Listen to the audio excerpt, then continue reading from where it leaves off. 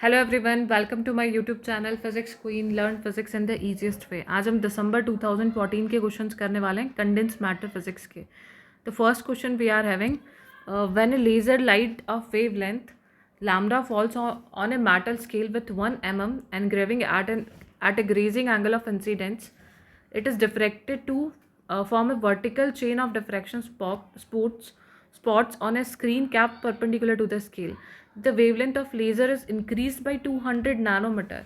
Then the angle of the first order diffraction spot changes from 5 degree to, हमें बताना है कि 5 degree से कितने में चेंज होगा इसका जो स्पॉट था फर्स्ट डिफ्रैक्शन का। वो अभी यदि हम वेवलेंथ को चेंज कर देते हैं 200 नैनोमीटर से, तो इसके स्पॉट में कितने एंगल का चेंज आ जाएगा। सो यहाँ पर देखिए, जो फर्स्ट ऑर्डर डिफ्रैक्शन की हम बात कर रहे हैं, तो डिफ्रैक्शन जो होता है उसके लिए हम बी कॉस थीटा को लिखते हैं लैम्डा के इक्वल। सो यहाँ पे ध्यान रखिएगा, for first order diffraction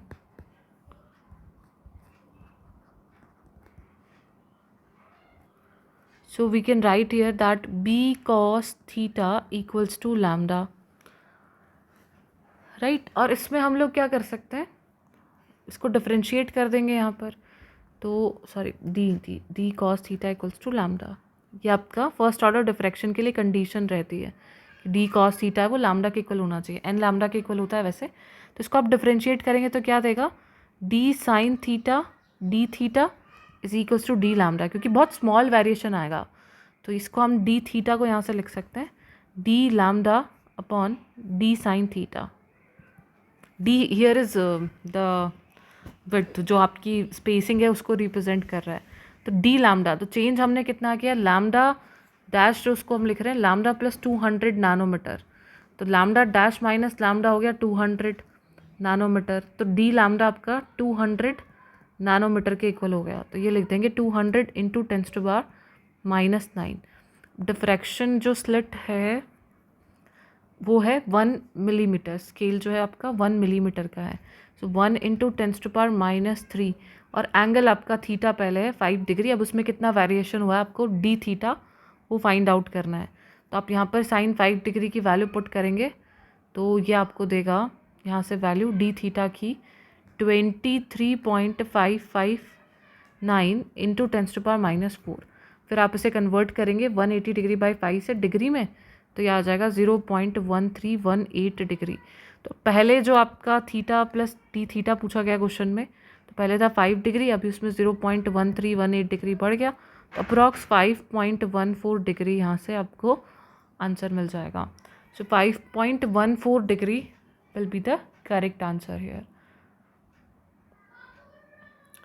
right. तो ये आपका डिफ्रैक्शन फर्स्ट है 5 डिग्री से 5.14 डिग्री पे जो है वो शिफ्ट हो जाएगा। नेक्स्ट क्वेश्चन देखिए यहाँ पर, consider the crystal of sodium chloride which is modeled as a set of touching sphere. Each sodium atom has a radius r1 and each chlorine atom has a radius r2.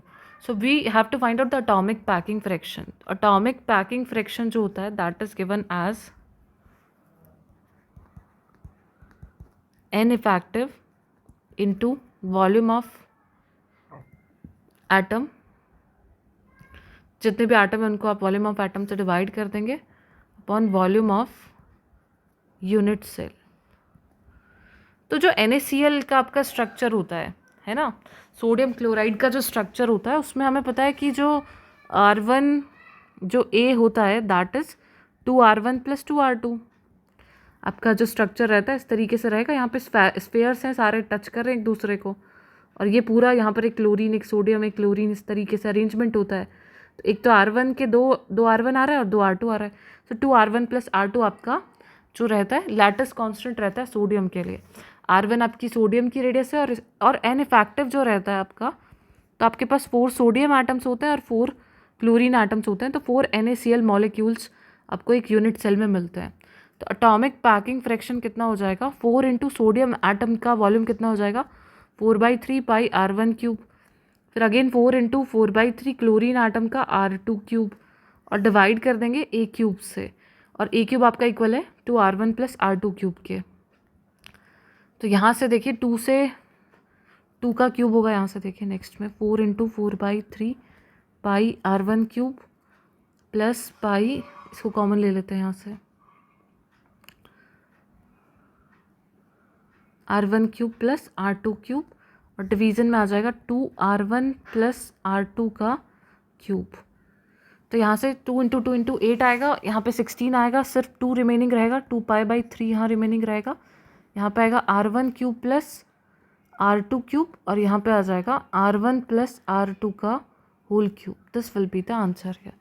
सो आप check कर सकते हैं यहाँ से, option B आपका correct answer होगा। 2π/3 भी था ना, एक सेकेंड, हाँ, R1 cube plus R2 cube upon R1 plus R2 का क्यूब। नेक्स्ट देखिए, consider two crystalline solids, one of which has a simple cubic structure and the other has a tetragonal structure. The effective spring constant between atoms in the C direction is half the effective spring constant between the atoms in A and B direction.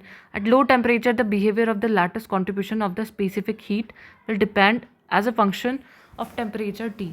अब देखिए यहाँ पे सबसे simple question है ये, आपको ये देखना है कि ये सब घुमाने फिराने के लिए दिया है कि आप घूमते रहें कि ए और बी में हाफ है, सी डायरेक्शन में हाफ है। आपको पता है स्पेसिफिक हीट किस पे डिपेंड करती है? सिर्फ क्रिस्टल के स्ट्रक्चर पर, कि आपका क्रिस्टल कैसा है, क्या ये 2 डायमेंशनल आपका स्ट्रक्चर है, 3 डायमेंशनल है या 1 डायमेंशनल है, सिर्फ इस पर डिपेंड करता है। CV प्रपोर्शन आता है T⁻D के एट लो टेम्परेचर। तो ये दोनों ही स्ट्रक्चर्स जो आपको गिवन है, सिंपल, क्यूबिक एंड टेट्रागोनल, दोनों ही 3 डायमेंशनल स्ट्रक्चर्स हैं।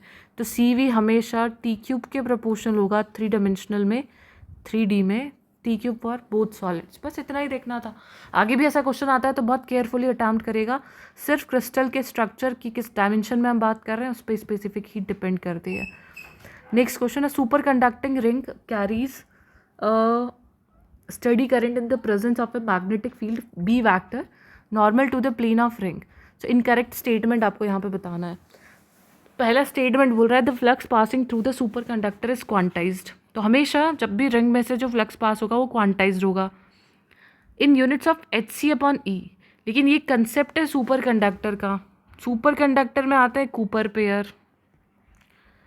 कूपर पेयर का जो चार्ज होता है वो होता है 2e के इक्वल, और जो मिनिमम फ्लक्सॉन आपको मिलता है, फ्लक्स क्वांटा जो रहता है, फ्लक्सॉन बोलते हैं इसे, एंड इट इज़ H/2e।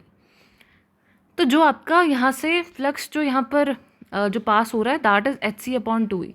तो 2e नहीं है ना, यहाँ पे e है, तो ये ऑप्शन जो है सही हो गया क्योंकि इनकरेक्ट स्टेटमेंट है ये। यानी बाकी बचे ऑप्शंस क्या है, करेक्ट स्टेटमेंट्स है। तो इनको ध्यान रखिएगा। The current and the magnetic field in the super conductor are time dependent. ये हम प्रूव भी कर चुके हैं लंदन इक्वेशन से कि जो करंट और मैग्नेटिक फील्ड सुपर कंडक्टर में होती है वो टाइम डिपेंडेंट होती है। करेक्ट स्टेटमेंट है। The current density J and B are related by this equation. ये हमने इक्वेशन लिखी है, London equation, del cross J is equals to minus some lambda square B। तो ये लंदन इक्वेशन है आपकी, जो कि आपके रिलेशन को प्रूफ करती है, जहाँ पे लैम्डा एक कांस्टेंट है और J और B आपकी current density and magnetic field है। Next the super conductor shows an energy gap which is proportional to the transition temperature of the super conductor. तो जो एनर्जी गैप होता है EG that is given as 3.5 kBTC। Transition temperature पर depend कर रहा है ना, तो इट इज़ गिवन कि ये जो एनर्जी बैंड गैप होगा सुपर कंडक्टर के लिए हमेशा TC पे डिपेंड करेगा। यही ऑप्शन 4 कह रहा है। ये भी करेक्ट हो गया, ये भी करेक्ट हो गया। तो ऑप्शन A जो इनकरेक्ट होगा, क्योंकि Hc/2e बहुत सारे क्वेश्चंस पूछे गए हैं, गेट में भी आए हैं। तो बहुत ध्यान रखिएगा, कूपर पेयर जो होता है वो उस पर चार्ज 2e रहता है। तो ये जून 2014 के क्वेश्चंस हो गए सारे। नेक्स्ट सेशन में हम 15 के क्वेश्चन डिस्कस करेंगे। एंड गाइज, आप में से कोई भी यदि अनअकैडमी पे लाइव पढ़ना चाहता है सारे डिटेल कोर्सेज के बारे में, तो आप मेरा कोड सुरभि लाइव यूज़ कर सकते हैं। और जो नए कोर्सेज हैं वो रिसेंट अभी स्टार्ट हो रहे हैं 9 जून से और 15 जून से। Thank you so much.